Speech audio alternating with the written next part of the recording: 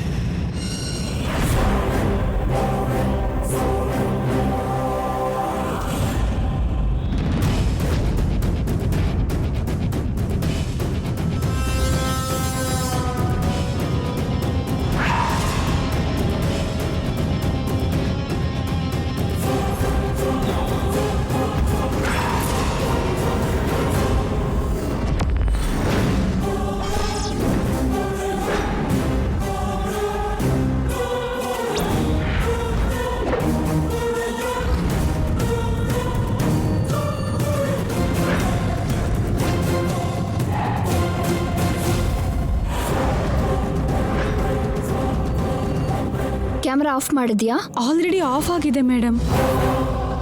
ಯಾರು ಆಫ್ ಮಾಡಿದ್ದು? ನಾನೇ ಆಫ್ ಮಾಡಿದೆ. ನಾನು ಸಿಗ್ಬಾರ್ದಲ್ವಾ? ಸರಿ, ನಾನು ನೆಕ್ಲೆಸ್ ಇಟ್ಟು ಬರ್ತೀನಿ.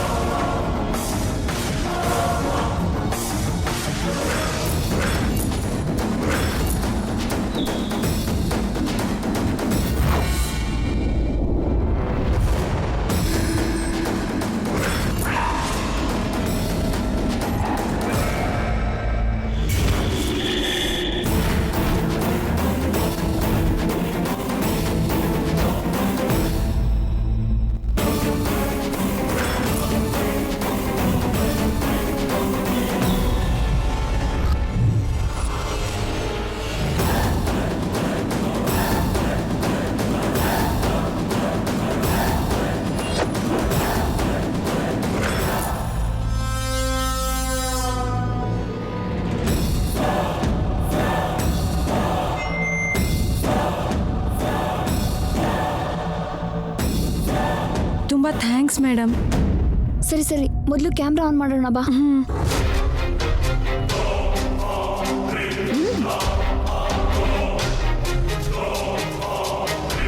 ನಿತ್ಯ, ಈ ವಿಡಿಯೋನ ರೈಟ್ ಟೈಮಲ್ಲಿ ಹೊರಗಡೆ ಹಾಕಿ ನಿನ್ನ ಲೈಫ್ಗೆ ರಿಸ್ಕ್ ಮಾಡದೆ ಹೋದರೆ ನನ್ನ ಹೆಸರು ಸ್ವಪ್ನಾನೇ ಅಲ್ಲ.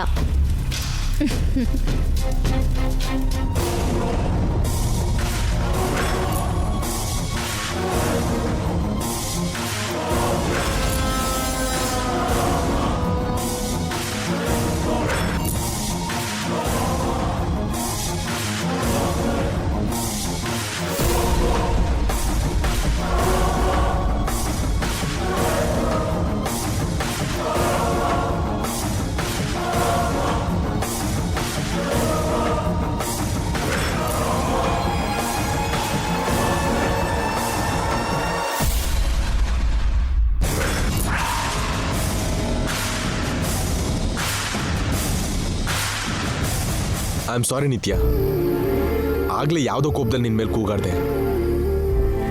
ನಿಮ್ ಕೋಪ ನೆಕ್ಲೆಸ್ ಹೋಗಿದ್ದಕ್ಕ ಅಥವಾ ನಾಣಿ ಅವರು ನಿಮ್ ನಂಬಿಕೆನ ಮುರಿದಿದ್ದಾರೆ ಅಂತನಾ? ಈ ನೆಕ್ಲೆಸ್ನ ನಿನ್ನ ಬರ್ಡೇ ದಿನ ಗಿಫ್ಟ್ ಕೊಟ್ಟು ಸರ್ಪ್ರೈಸ್ ಕೊಡಬೇಕು ಅನ್ಕೊಂಡೆ, ಆದರೆ ತುಂಬ ಡಿಸಪಾಯಿಂಟ್ ಆಯಿತು.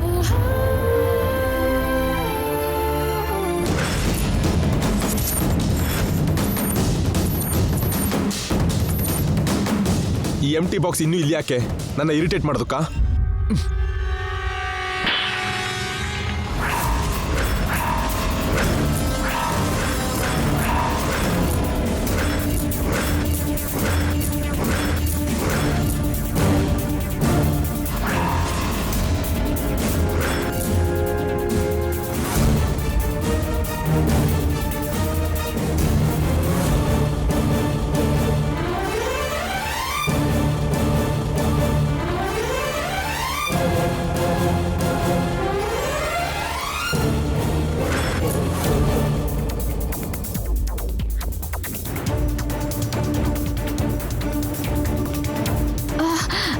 ನೆಕ್ಲೆಸ್ ಇದೆಯಲ್ಲ. ಈಗ ಹೇಗೆ ಬಂತು? ಏನೋ ಸ್ವಪ್ನ, ಹಾ ಮಾವ, ಸ್ವಪ್ನ,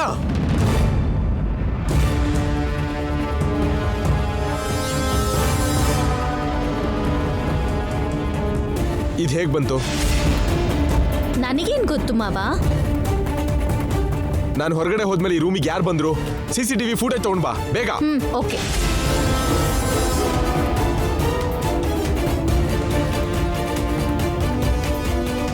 ಎಲ್ಲ ಮಾಯೆ ತರ ಇದೆ. ಮಾಯೆ ಅಲ್ಲ ನಿತ್ಯ, ನಮ್ಮ ಸ್ಟಾಫ್ ಅಲ್ಲೇ ಯಾರ್ದೋ ಕೆಲಸ ಇದು. ಆ ಕಳ್ಳರು ಯಾರು ಅಂತ ಫುಟೇಜಲ್ಲಿ ಗೊತ್ತಾಗುತ್ತೆ.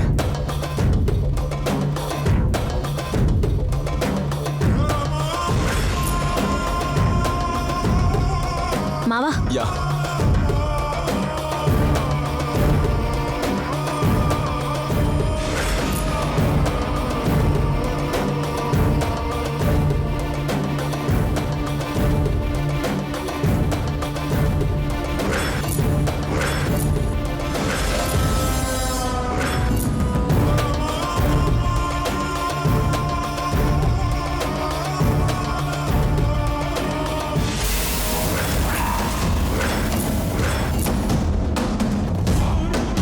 What the hell? Camera record ಆಗಿಲ್ಲ. ಯಾರು ಆಫ್ ಮಾಡಿದ್ದು? ಯಾರೋ ಗೊತ್ತಿರೋ ಕಳ್ಳನೇ ಇರ್ಬೇಕು ಮಾವ. CCTV ಕ್ಯಾಮ್ರಾ ಆಫ್ ಮಾಡಿ ತಾವೇ ಕದ್ದಿರೋ ನೆಕ್ಲೆಸ್ ಮತ್ತೆ ಬಾಕ್ಸಲ್ಲಿ ಇಟ್ಟು ಹೋಗಿದ್ದಾರೆ. ಆ ಕಳ್ಳ ಯಾರು ಅಂತ ನನಗೆ ಈಗಲೇ ಗೊತ್ತಾಗಬೇಕು. ಹೋಗಿ ಸ್ಟಾಫ್ ಎಲ್ಲರನ್ನು ಅಸೆಂಬಲ್ ಮಾಡು ಸ್ವಪ್ನ. ಮಾಡ್ತೀನಿ. ಸ್ವಪ್ನ ನಿಲ್ಲು.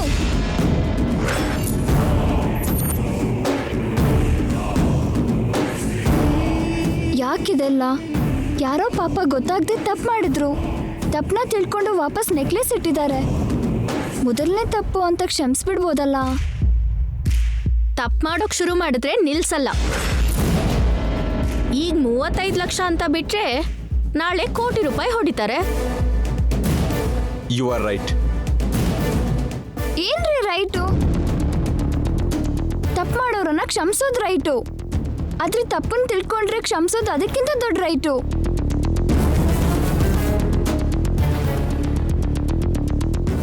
ಕರೆಕ್ಟೇ.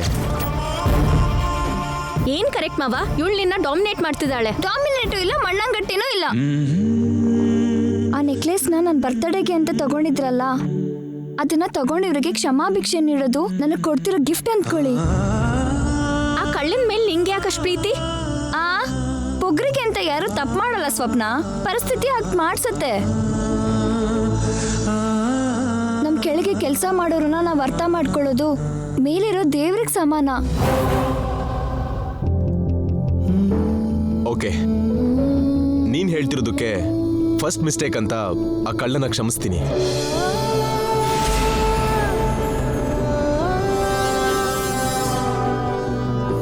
ನೀನ್ ಬಿಟ್ರು ಇವಳನ್ನ ನಾನ್ ಬಿಡಲ್ಲ ಮಾವ. ಟೈಮ್ ನೋಡಿ ವಿಡಿಯೋ ಹೊರಗಡೆ ಹಾಕಿ ಇವಳನ್ನ ರೋಡ್ ಮೇಲೆ ನಿಲ್ಲಿಸ್ತೀನಿ. Thank you sir. What? Salute salute sir. Necklace ಹೋದ್ರೆ ಇನ್ನೊಂದು ತಗೋಬಹುದು. ನಂಬಿಕೆಯಿಂದ ಕೆಲಸ ಮಾಡೋ ಮನುಷ್ಯರನ್ನ ಕಳ್ಕೊಂಡ್ರೆ ಮತ್ತೆ ಸಿಗೋದು ತುಂಬಾ ಕಷ್ಟ. ನಾಣಿ ಅವರು ಸ್ಟೇಷನಲ್ಲಿ ಇರುವಾಗ ನೆಕ್ಲೆಸ್ ಸಿಕ್ಕಿದ್ರಿಂದ ನಾಣಿ ಅವರು ಕದ್ದಿಲ್ಲ ಅಂತ ಪ್ರೂವ್ ಆಯ್ತು. ತಕ್ಷಣ ಅವರನ್ನ ಬಿಡಿಸಿ. ಶೋರ್ ನಿತ್ಯ, ನಿನ್ನ ನಂಬಿಕೆನೇ ನಿಜ ಆಯ್ತು. ಈಗಲೇ ಸ್ಟೇಷನ್ಗೆ ಫೋನ್ ಮಾಡಿ ನಾಣಿನ ಬಿಡೋದಕ್ಕೆ ಹೇಳ್ತೀನಿ. Hello sir.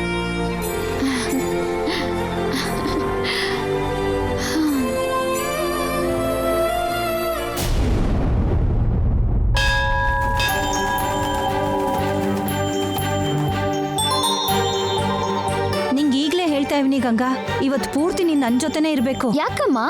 ನಾನು ಹುಟ್ಟಿದ ದಿನ ಅಂತನಾ? ಅಲ್ಲ, ನಿನ್ನಿಂದ ನಾನು ಮತ್ತೆ ಬದುಕಿದ್ದೀನಿ. ಇದು ನೀನ್ ನನಗೆ ಕೊಟ್ಟಿರೋ ಪುನರ್ಜನ್ಮ. ಏನಮ್ಮ ನೀನು? ನಿಜವಾಗ್ಲೂ ನೀನ್ ಇಲ್ದೇ ಇದ್ದಿದ್ರೆ ನಾನ್ ಸತ್ತೇ ಹೋಗ್ತಿದ್ದೆ ಕಣೆ. ನೀನ್ ಇಲ್ದೇ ಇದ್ರೆ ನಾನು ಇರ್ತಿದ್ನಾ ಇಲ್ಲಿ? ಏನು, ಇನ್ ಮುಂದೆ ನೀನ್ ಹುಟ್ಟಿದ ದಿನನೇ ನನ್ ಹುಟ್ಟಿದ ದಿನನು. ಇವತ್ತೊಂದಿನ ನೀನು ನನ್ನ ಬಿಟ್ಟು ಎಲ್ಲೂ ಹೋಗಂಗಿಲ್ಲ. ಸರಿನಮ್ಮ, ಬಾ. ನಡಿ.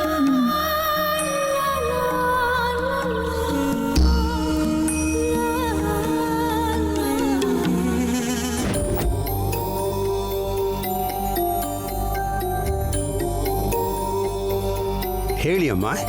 ಇವತ್ತು ನನ್ನ ಮಗಳು ಹುಟ್ಟಿದ ದಿನ ಸ್ವಾಮಿ. ಹೌದಾ? ದೀರ್ಘಾಯುಷ್ಮನ್ ಭವ. ಇವತ್ತು ನನ್ನಮ್ಮನೂ ಹುಟ್ಟಿದ ದಿನ ಸ್ವಾಮಿ. ಶತಮಾನಂ ಭವತಿ ಶತಾಯ ಪುರುಷ ಶತೇಂದ್ರಿಯ ಆಯುಷ್ಯೇವೇಂದ್ರಿಯ ಪ್ರತಿಷ್ಠತಿ. ನನ್ನ ಮಗಳ ಹೆಸರಲ್ಲಿ ಅರ್ಚನೆ ಮಾಡಿ. ನಮ್ಮ ಅಮ್ಮನ ಹೆಸರಲ್ಲಿ ಅಭಿಷೇಕ ಮಾಡಿಸಿ. ಹಾಗೇ ಆಗಲಿ. ಹೆಸರು ಹೇಳಮ್ಮ. ನನ್ನ ಹೆಸರು ಗಂಗಾ ಅಂತ, ನಮ್ಮ ಅಮ್ಮನ ಹೆಸರು ತುಳಸಿ. ನಕ್ಷತ್ರ?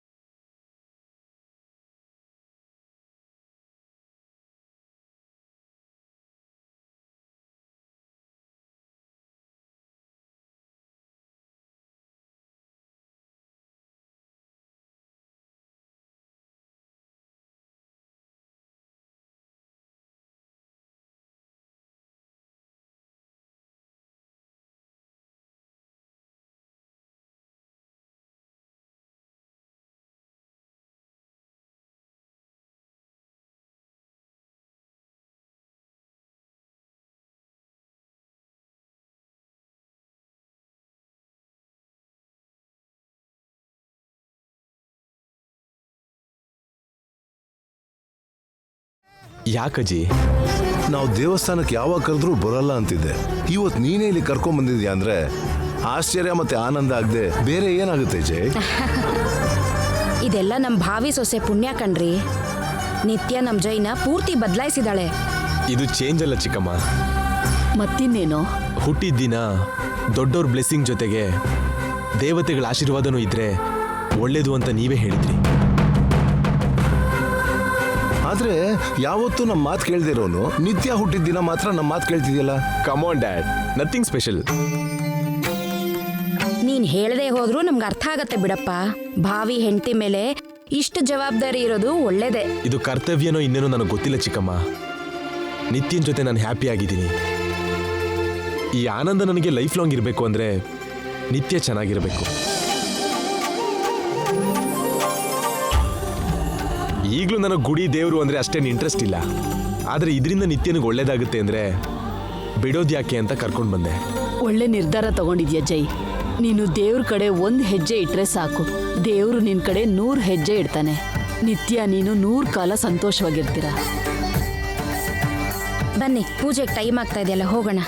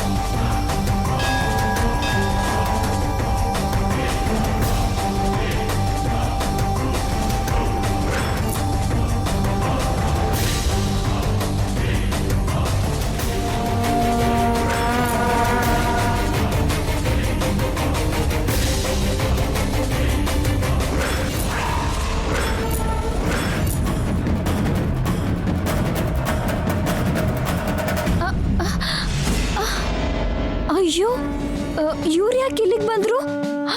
ಅಮ್ಮನ ಜೊತೆ ನನ್ನ ನೋಡಿದ್ರೆ ಅಷ್ಟೇ.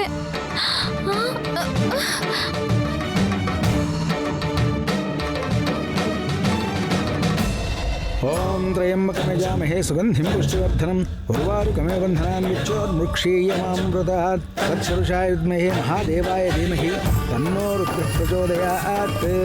ಮಗಳು ಎಲ್ಲೋದ್ಲಮ್ಮ? ಪ್ರದಕ್ಷಿಣೆ ಮಾಡ್ಕೊಂಡು ಬಾ ಅಂತ ಕಳಿಸ್ದೆ ಸ್ವಾಮಿ.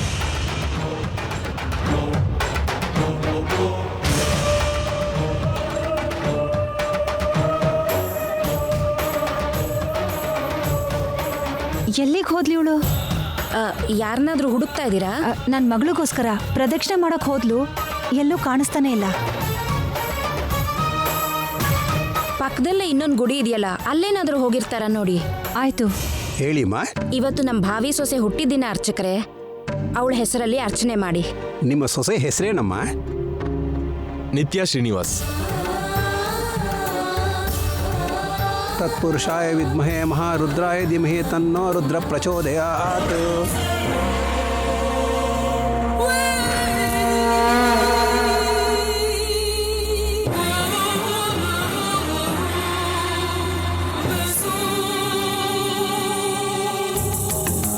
ನಮಸ್ಕಾರ ಮಾಡು.